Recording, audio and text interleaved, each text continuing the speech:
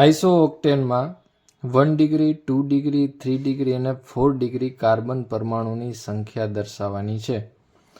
તો સૌથી પ્રથમ આપણે આઈસો ઓક્ટેનનું બંધારણ દોરીશું.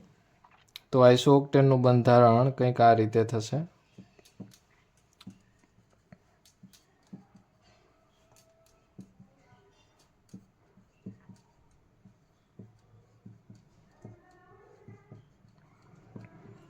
CH3 total 8 carbon. અને આ આઈસો ઓક્ટેનના બંધારણમાં આપણે હવે જોઈશું 1 ડિગ્રી કેટલા છે. તો આ CH3 છે, અન્ય એક કાર્બન સાથે જોડાયેલો હોવાથી 1 ડિગ્રી છે. આ પણ 1 ડિગ્રી કાર્બન છે. આ કાર્બન પણ 1 ડિગ્રી છે. આ વચ્ચેનો જે કાર્બન છે એ અન્ય 4 કાર્બન સાથે જોડાયેલો હોવાથી એ 4 ડિગ્રી કાર્બન થશે.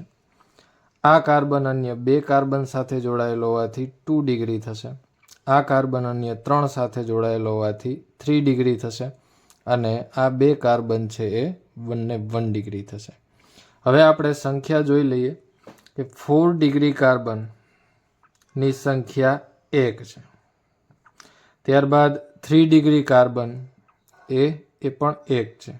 3 ડિગ્રી કાર્બન એની સંખ્યા પણ 1.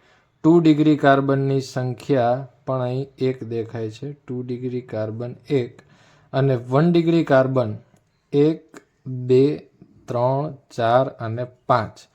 તો 1 ડિગ્રી કાર્બનની સંખ્યા 5 થશે.